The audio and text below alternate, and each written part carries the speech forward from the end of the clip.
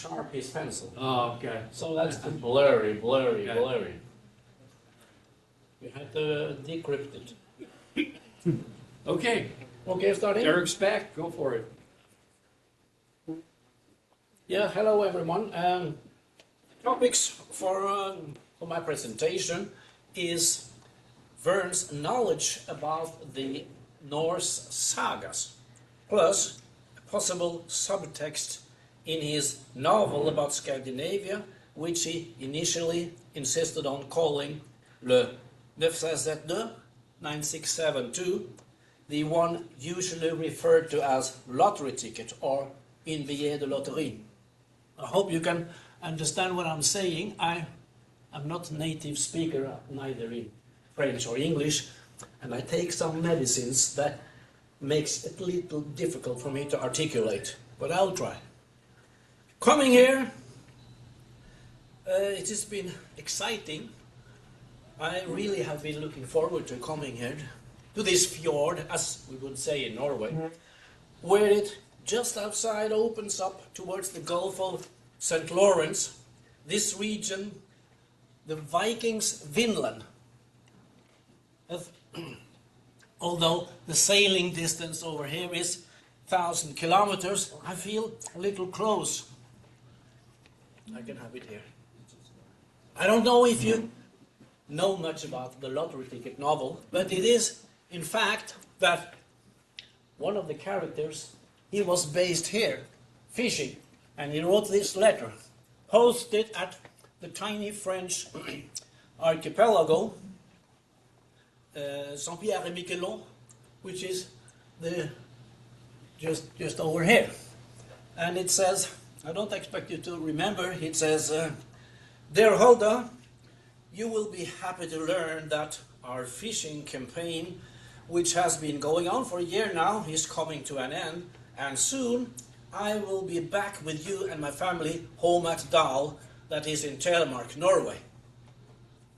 Now also, loosely connected to this is Verne's non-fiction prose,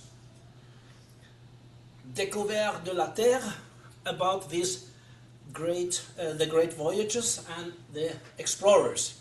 Writing started in 1864, came out a little later, but it contains illustrations, maps, some of which about this region.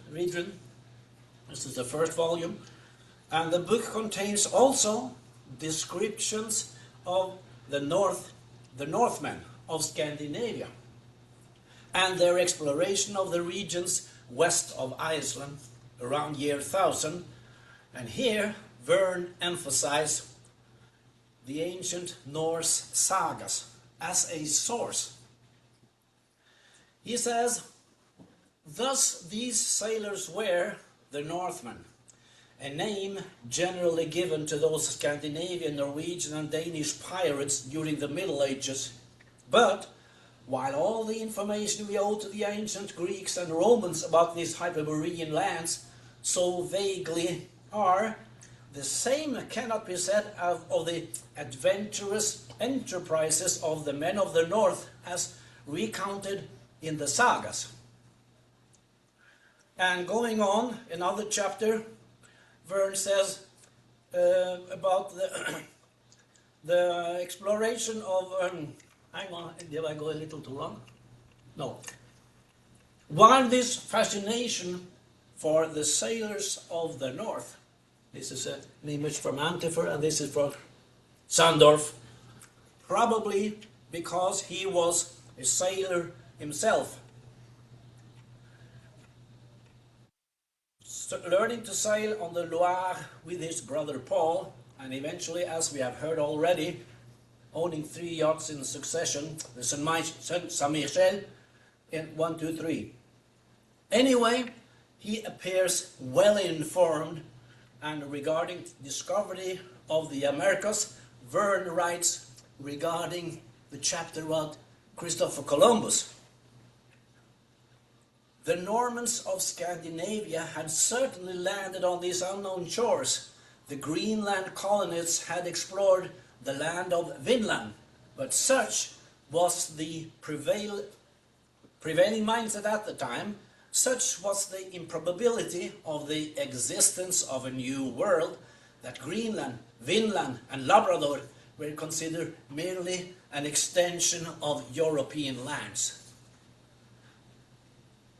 Verne referred to these Norse sagas in three areas. Can you see this? Is Yes. it okay for you? Yeah. The Edda saga, which is about mythology. I use these abbreviations from Gilead page, if you understand. And then Heimskringla saga, which is about the kings, and ultimately the Greenlander saga, which is the story of some of the Vikings. Novels containing the Northmen. Verne wrote about Scandinavia in several texts.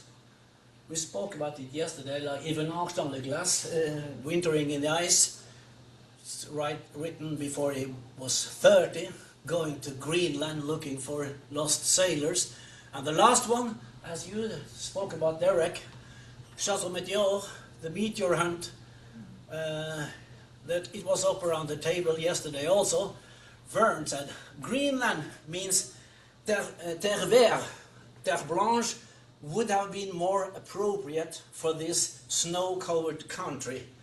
It could only have been named so by the pleasant irony of its godfather, a certain Eric the Red, a 10th century sailor who was probably no more red than Greenland is green.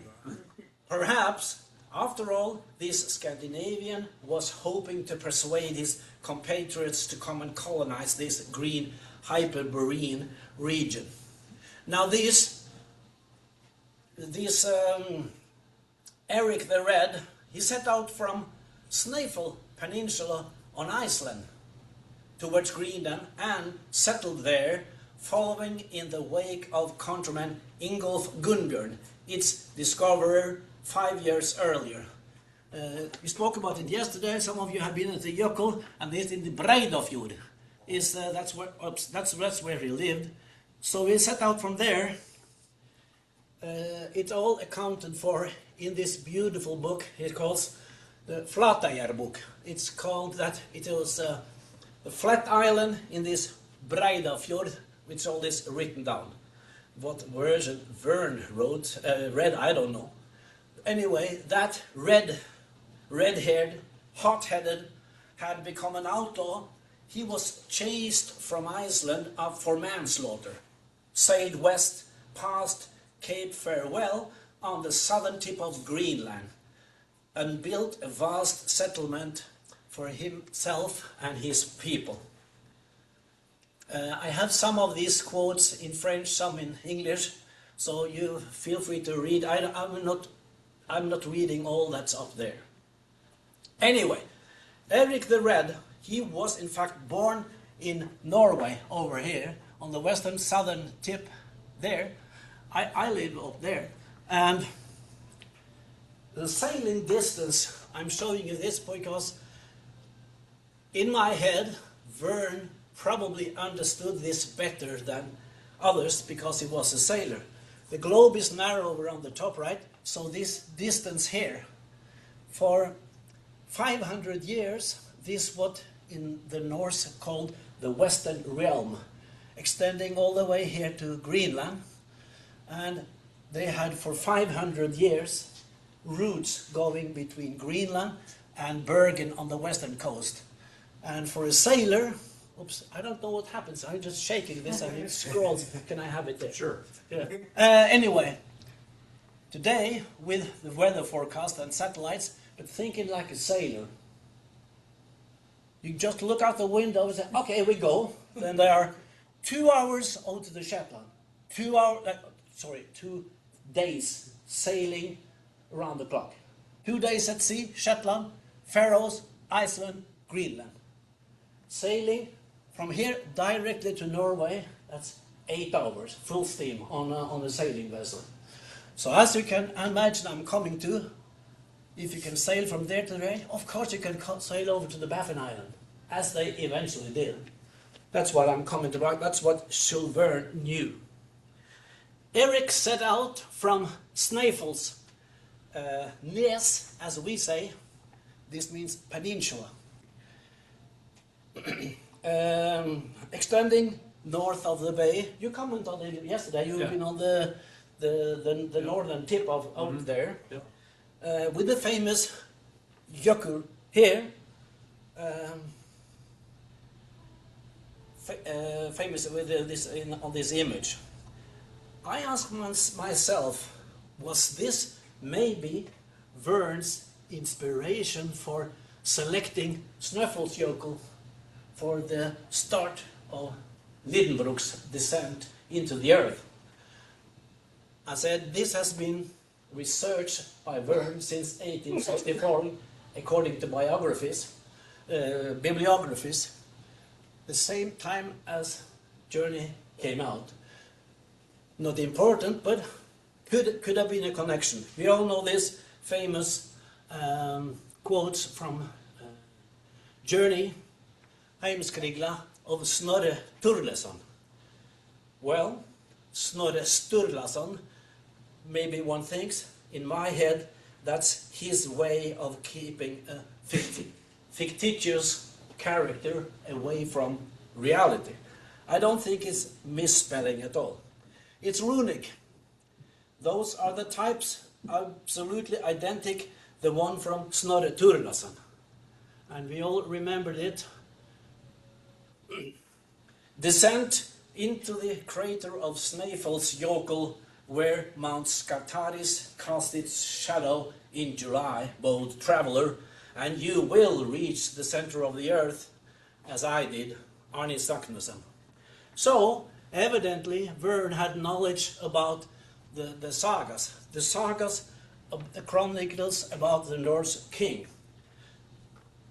But he also shows knowledge of the Edda sagas, another saga.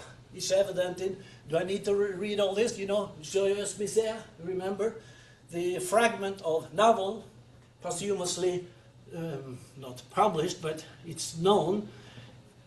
One of his fellow travelers cries out, going to Norway, he said, the land of the gods of Odin, Thor, and Frey, the three gods of Valhalla.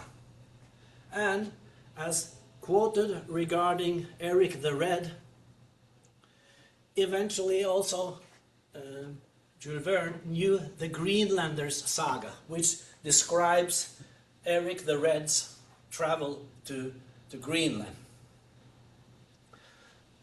The first Vikings coming to these coasts around year 1000, according to the sagas Verne referred to, were longships on their way to Greenland. Then, hit by storms, so don't look at these arrows, hit by storms, the north wind coming down, and then were pushed into Labrador, one thinks, and Verne refers to that. Regarding that discovery, Verne wrote, maybe you can stay on that slide. In 986, Bjarn Herjulfsson, just over to Iceland from Norway to spend the winter with his father, learned that this one had joined Eric the Red on Greenland. Without hesitation, this young fellow just went out to sea once more. He just chanced on finding that land without exactly knowing where to search, and evidently sailing along the coast that, like Verne says, that we understand must have been those of Nouvelle-Écosse, Nova Scotia, Terre-Neuve, Newfoundland, and Maine. Now, Eric, his son, Eric the Red, he sent his son Leif back to the court of the Norwegian king, as there was at the time frequent contact between the homeland and its colonies. But instead, Leif wanted to go for the discoveries of this Björn and set out with several ships in search of these new territories that had been spotted. Eventually he landed on some mountainous, desolate plains, which he named Helluland. We think it's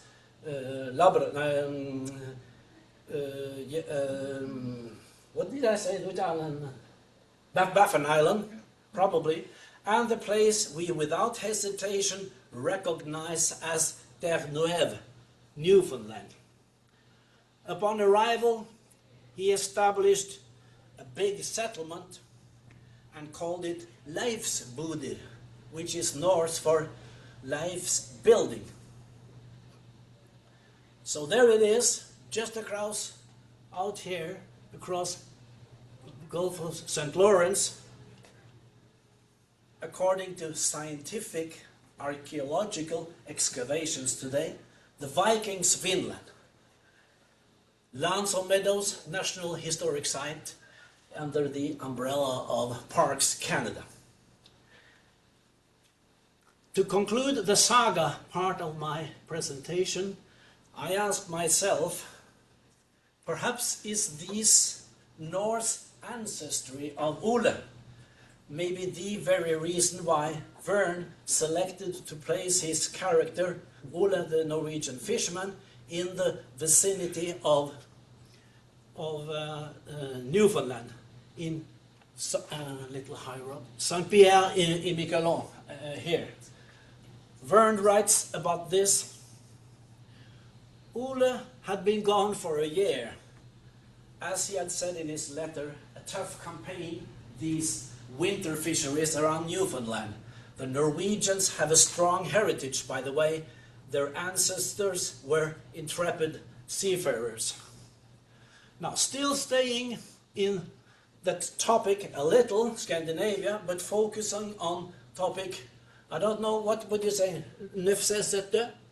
9672. Yeah. 9672, known as Lottery Ticket. I don't know if you know that book so well that you recognize that letter, which is in the novel, written out here when he was working. And here you can see Ole with his bride-to-be with her traditional Norwegian wedding crown. With this one, she will get what he describes here in his letter, this radiant, saintly halo.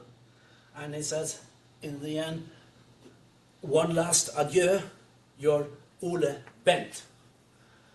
For me that know this novel forwards and backwards, well, I know this for some time, and I know if you recognize, there's no Ole Bent in any of the published versions. He's called Ole Kamp. So there is every reason to have a close look at Verne's original material. For my upcoming scholarly edition of this, in Norwegian, I'm afraid, I, inspired by Bill Butcher, I want to present a de-Hetzelized version with what Verne actually wrote.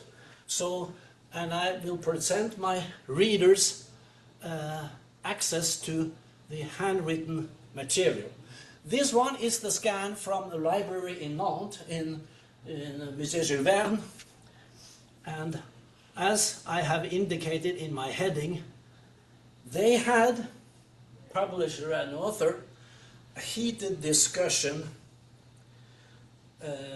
about this title, which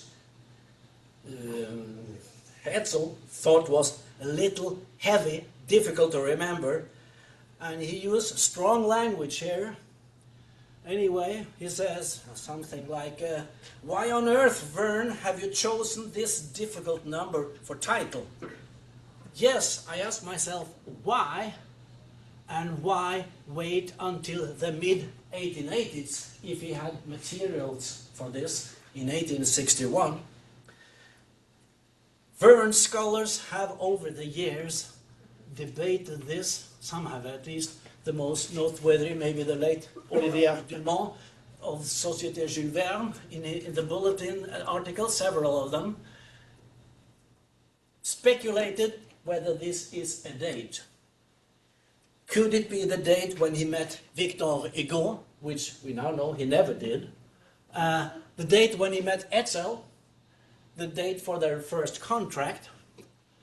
My hypothesis is not only regarding the selected enigmatic figures, but I think if a certain meaning is hidden within, it probably relates to where the novel is set.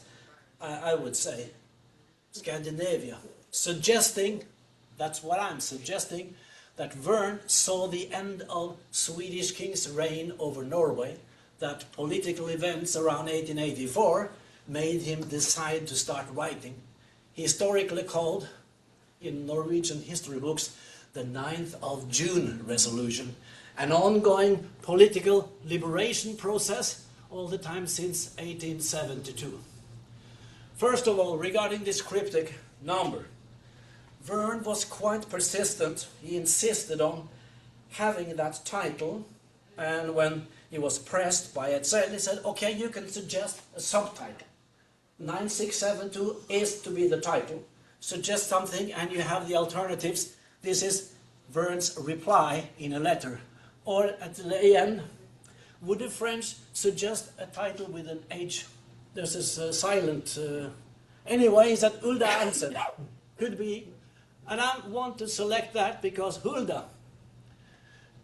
Some girls are called that, and many around that time. Verne points this picture of her. These three are exactly the same. This is Manuscrit Nantes, Library of Nantes, and this is the printed edition. Upon seeing her, one readily thought of Hulda la Blonde, after whom she was named and whom Scandinavian mythology allows to wander like the happy fairy around the domestic fire. Once again, I hear a link to the Norse sagas. Could Hulda be derived from Siuld? I recognize it from Joyeuse Misère, which this is from, one of the three goddesses of destiny. Verne quotes by heart, apparently, in his manuscript. Here, this is a transcript of this one. Sacrifice to the goddesses of fate, inspired by the Edda and Scandinavian cosmogony, to sit down by the fire of this ancient family. Slightly misspelled here, probably. It should probably have been Skuld, but he writes this one, and it's a very short distance to that name, and the parallel is the domestic fire and the Scandinavian cosmogony. This is an old illustration with Siud or Skuld, the goddesses of destiny, together with the other three goddesses, and by the domestic part of their home. Hulda Hansen, important character in novel, yes, but the protagonist is Sylvius. I don't know if you remember these characters anyway. Sylvius Skog. He will be called in my edition. I don't know if you can recognize what he writes here. They had a discussion because the name evidently evolved over the manuscript. Anyway, this one name probably found in footnote of the French magazine Le Tour du Monde, where Verne was very open about the illustrator and other in the publishing house could find material. Verne cuts and pastes heavily from Le Tour du Monde for that novel. And in a footnote, in an issue from 1860, is this. Paul Riant, the writer, is probably describing something about family name coming from the Latin word for forests. It lacks a comma here, but it says Sylvius Sylvius means skog in Norway, bois in Normandy, bois in Angleterre, and so on, so on, so. So I think that he got a name from that issue, or other writers about this theme have concluded that also must have been from there. Anyway, this is from the novel, a little nicer written than the more blurry text I'm coming to. Sylvius Skog was professor of law, it says here. I have Spanish in my head. How do you pronounce Legislation. I have a lisp when I'm trying to say that.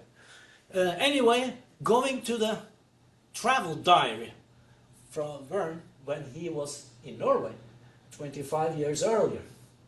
There's also a description of a law professor.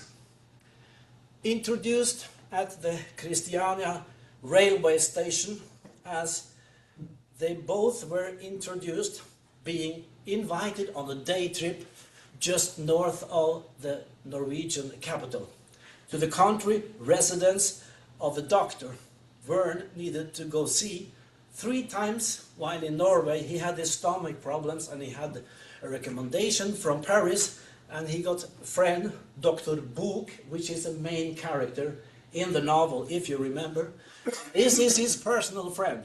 He was on the train, and Verne says, that's the blurry here, I don't know if you can see it, he said, compagnon, and it says here, compagnon, professeur, MS, ... the legislation. And the strange thing is, it appears he's anonymized. Why? This has always puzzled me.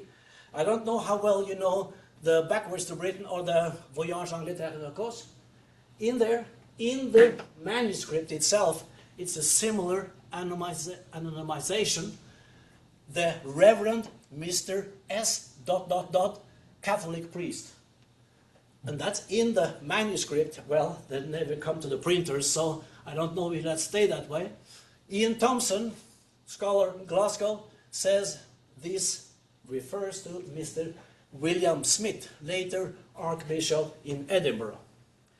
If you take it a little into context, you can see a little more of the... Can you see it at all back there? Yes. Okay. I will try to... quick translation. Departure by train, 8:15. First class, return tickets, all the way to last station by the river, leading down to Lake Mjøsa. Travel companion, Professor Mr. S... of legislation, coming from bank meeting, thoroughly nice, l'homme le plus considérable en Norvège. Rings a bell for those who knows the novel. This is the manuscript, exactly the same. The professor being one of the most considerable men in Norway. It's not surprising he was also a member of parliament, the Storting as they call it in Norway. Further close reading of Verne's diary shows that entries in diary describing this professeur match long passages in the novel. Certain topics a diary for this real-world conversation with Professor Mr. S repeated identically in novel, by this way describing the fictional character Professor Sylvius, meaning the model for the fictional character in novel was the person Verne had conversation with on the train. Now, who was he? In particular, 2 passages help identifying him. Anyway, this is the same thing, these 3. Such was Sylvius Skog, of an independent character, had always refused to enter into the ministry, to the cabinet. And looking, as we just did, on the diary 25 years earlier, similarly described, Monsieur S never accepted offers to enter cabinet, not interested, and it says also, he was disliked in Sweden. That's on the next page. Further description of this protagonist in novel helps also to identify him. In the novel, this is a quite central comment by Verne. The whole chapter 9 is filled with politics. And it says, Sylvius, now it's called Og, it's not called Skog anymore. He said he had heart and soul fighting for the rights of Norway. And when they did have a debate going to very soon, 1854, whether the Norwegians should have a viceroy or a governor from Sweden, that is, he was one of the most fierce opponents.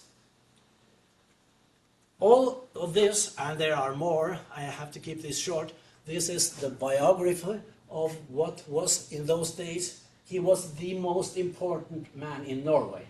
They had never seen an exam like his. He was notified to the king. They had never seen any results. He was called the most important man in Norway. And he was offered again and again and again to enter the cabinet, to the government, but he always refused. He refused. I will stay in parliament. If you look in any dictionary in Norway about Anton Martin Schweigård, that's what I said about him. Considered the most important politician in Norway. And in real life, not only in the novel, it appears that he was active. He penned the protest towards the Swedish king about having a viceroy anymore, because there was supposed to be a union of equal nations, a private union. So he opposed to that. He had been in the front line for that. That was the year before Verne came in, 1860. Further, leaving that a little, going to the content, leaving who this guy was. I'm confident, I can prove it, but I feel confident what entered from the novel into the from the diary into the novel. Here's one topic about the society of Norway. In Sweden, they have 4 classes, Verne writes, and it says here, I will try to say it in French. In Sweden, il y a 4 classes, la noblesse, le clergé, la bourgeois, le paysan. In Norvège, il y a que 3, la noblesse manque. Står det her? And when you come to compare it with the diary, almost identical. In Sweden, 4 classes, la noblesse, le clergé, le bourgeois, le paysan. In Norvège, pas de noblesse. Other topics, here are 2 I'm selected out, about the Swedish king. To be a ruler also over Norway, he had to be crowned also in Trondheim, the ancient capital of Norway. And here, this is the novel. The banks of Norway were not accepting Swedish bills. That's exactly what Verne states the conversation on the train on that day, 21st of July in 1861. The king of Sweden, that is, also is roi norvégien, qui se fait coroner à Trondheim, drapeau partiellement, Banque de Christiania, reçoit même pas le billet de Banque de Stockholm. Exactly the same. He must have been consulting his diary when writing those passages. I'm not going to get into more details. Later in the diary, on the same day, he describes conversations during dinner. And if you would like, at the end of my presentation is transcript of the other things they say. I'm not going into detail, but the important thing here is that they speak about governmental difficulties and the independent status of cabinets in Norway. during the coming years,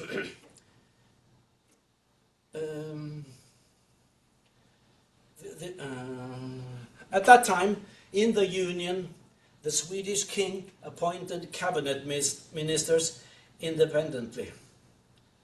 And this independent status of the government versus parliament evolved into a huge conflict inside the Norwegian-Swedish Union. Moving on to a broader view of Verne's novels in that decade, many have pointed to this. We will hear about the Famille Unknown. That decade, Verne wrote several novels set in countries with an ongoing freedom fight. People were struggling for get their own rights. I don't know if you know the work of Jean Genon in his book Political Social Ideas of Jules Verne. He says that Verne was extremely well informed about the struggles for freedom and the national sensibilities of the smaller peoples of Europe. And he continues, in all these cases, however, national movements are mentioned only briefly in novels with a central theme of a quite different nature. Just like in Scandinavia by the end of the 1800s, when the novel was written. Most readers probably will find this story just a romantic story in an exotic setting, but Verne traveled I would say there is a subtext here, that Verne's reason for starting writing around 1884, 1885 probably has to do these political details that he is describing in chapter 9. Verne traveled in Norway and Sweden in the summer 1861, but published his political material 25 years later. Then, Professor Schweigor was history. But after 1872, a huge movement was on the move in Norway, a growing political movement towards the parliamentary system of government. This is a quote from the historic books by he that later was to be prime minister. He underlined in 1872 that all power has to be in the parliament, not in the ministry which is appointed by the king. That's written into the parliament's resolution on the 9th of June. It became a long conflict with the king. The opposition demanded that cabinet ministers must meet in parliament and relate to political majority there. The government can only stay in power as long as it has parliamentary support. A long process over many years. Therefore, the same bill, anyway, I forgot to say, the conflict with the king had to do with because he had the right to veto. If the parliament decided one thing, he could just say no. But in the Norwegian constitution from 1814, it says that if different parliaments, different assemblies decides 1 year after the other the same decision, he loses his right to veto. And this bill was passed in 1872, in 1877 and in 1880, by this escaping the king's right to veto according to constitutional law. Now, French newspapers had all the details. Verne could read about it in the French newspapers. For example, in Le Temps in 1880, they they wrote almost exactly what I said. In fact, it says here, they have decided on implementing a true parliamentary system of government. The Minister of Governments must show in Parliament, the Le Temps said in that date. And it's true, though that was said in Norway also, and they saw that in Paris. They repeated it in 1883, and now we're coming soon close to the publishing or the writing period for Jules Verne, probably. They reported about the 9th of June resolution in Norway.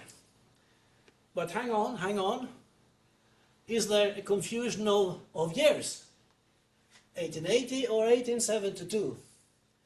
Well, it's all over the papers. The 9th of June resolution was a constant struggle since 72. And the Swedish kings, they always veto. They say, we don't allow that to happen. But then, in 1872, the king died and the new king came to power in Sweden. And he was more into securing a settlement with the opposition in Norway. In my head, I think Verne mixed details here. He says, for example, in the manuscript of the novel, Alors Oscar XV, it's not historically correct. There was no such king. When Verne was in Norway in 1861, the king was called Karl, of course, 15, but his name was Karl. And then in 1886, when the novel came out, it was Oscar II, the one on the image. I think that's a mix-up, similar to what we have seen in important details. It's my guess, of course.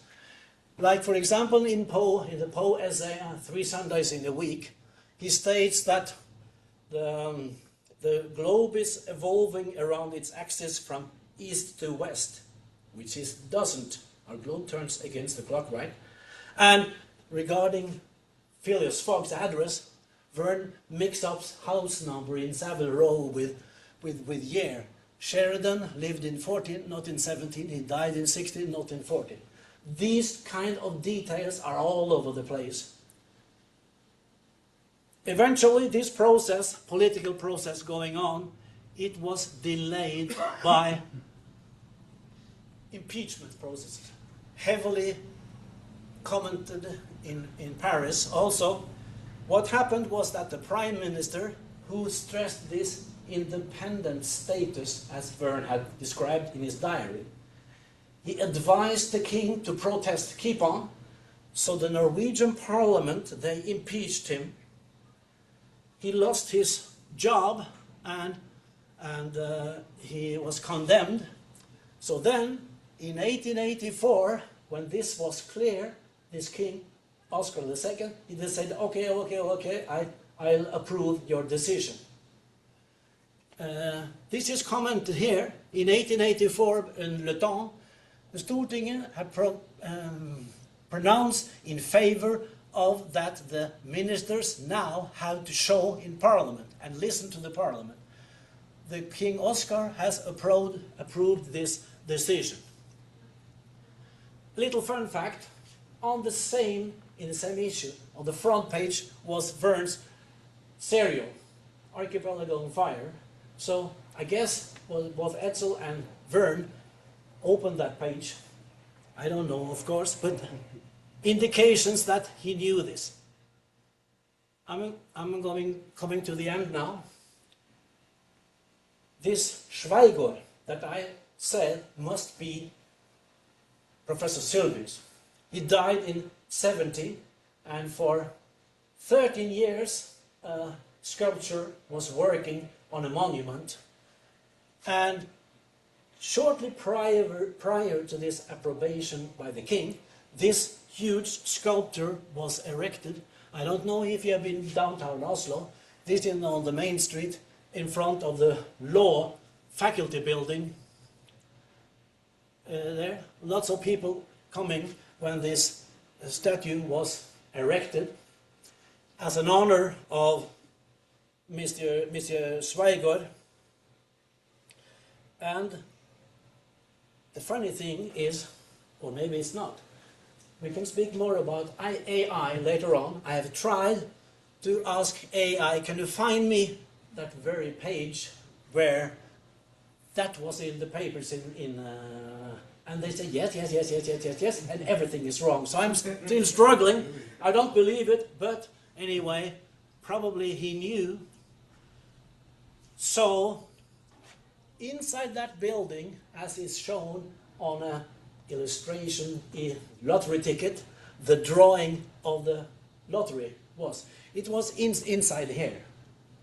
As just before publication, this statue was erected of the real world in my head, le professeur Monsieur S, the most famous member of the Norwegian Parliament, Professor Monsieur Schweigert of legislation. Now, the road towards independence was clear. I would say that the novel's timing, written between 1884 and 86, references to political situation in Scandinavia, indicate Verne's reason for starting to write, indicate a certain subtext, indicate why 9672 became title. In 1905, Verne's last year, Norway declared its independence. There were imminent danger of war. At the time of writing, Verne saw possible results. This could go wrong. A lottery? Thank you for listening.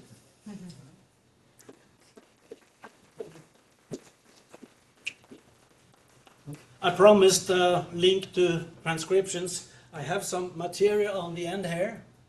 For example, the transcriptions I have put into various stops on this interactive storyline. What do you call it? Story map. So I have several images on word text and on the diary all over the place here, so it can be explored by. Let me see over my head. So there are various elements from all Verne has written about Norway, and in here there is day by day from the journey in 1861. I've identified all the drawings from the diary, all the churches or waterfalls or whatever he saw, and if you scroll down, there are transcriptions from diary or details from novels, and so it's so if you're interested in seeing more about what he wrote about their meeting with the professor, it's on the train ride to. Yeah, it will be inside it. Really this is also interactive. You can go to map overview, and you can go directly to whatever you would like here. That's really cool. It's mapping. It's underway. I'm filling in different things. Okay. Now